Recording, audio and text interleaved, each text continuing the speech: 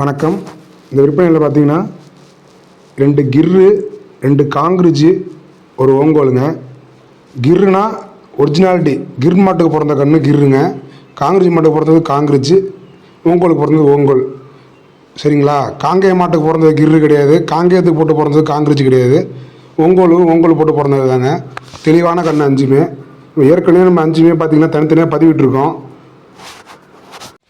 மறுபதிவாக ஏன் கொண்டு வரேன்னு கேட்டிங்கன்னா, நம்ம ஒரு பதிவிடும்போது பார்த்திங்கன்னா சில நண்பர்கள் என்ன பண்ணுறாங்கன்னா, மொத்தமாக 5 ஃபோட்டோ அனுப்புங்க, இதை பார்த்துட்டு சொல்கிறேன் உடனே அப்படின்னு கேட்குறாங்க. கேட்டுட்டு பதிலே இருக்க மாட்டேங்குது.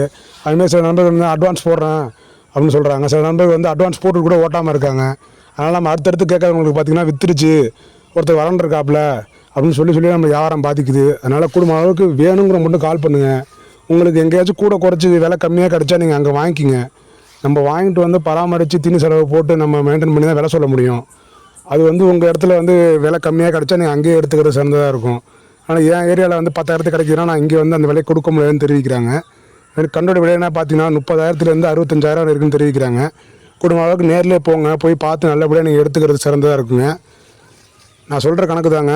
சந்தைக்கு போனால் நம்ம ஜெர்சி கன்று, ஹெச்எஃப் கன்றுலாம் பார்த்தீங்கன்னா 30,000 30,000 40,000 வரையும் ஊசி வைக்கிற கன்று வாங்கலாம்.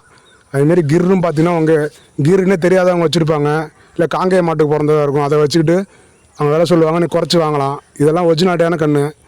அதனால் நீங்கள் நேரில் பார்த்து, நம்ம சொல்கிற விலை கூட கிடையாது, ஒரிஜினாலிட்டியான கண்ணுக்கு விலை சொல்கிறோம். நீங்கள் பார்த்து எடுத்துக்கிறது சிறந்ததாக இருக்கும். இந்த பதிவு பார்க்குற நண்பர்களுக்கே தோணலாம் என்ன இப்படி பேசுகிறாங்கன்ட்டு. ஆனால் நம்ம ஒரு பொருளை நம்ம வச்சுருந்து அதை பராமரித்து, இல்லை எந்த ஒரு பிஸ்னஸாக இருந்தாலுமே நம்ம மெனக்கட்டு நம்ம செஞ்சு பார்த்தா அதில் உள்ள கஷ்ட நஷ்டம் குறைநிறை எல்லாம் தெரியும். எந்த பிஸ்னஸ் இருந்தாலும் சரிங்க, இதுன்னு கிடையாது. அதனால் யாருக்கு தேவையோ கால் பண்ணுங்கள், நல்லபடியாக எடுத்துங்க. பொருள் தரமாக இருக்கும், சுத்தமாக நல்ல குணமாக இருக்கும், முடி அடிச்சிருக்காது, நல்லா ஷைனிங்காக இருக்கும். சரிங்களா? பார்த்து நல்லபடியாக நீங்கள் எடுத்துங்க. நம்பர் டிஸ்ப்ளே பண்ணுறேன், கால் பண்ணி கேட்டு நீங்கள் எடுத்துங்க. நன்றி.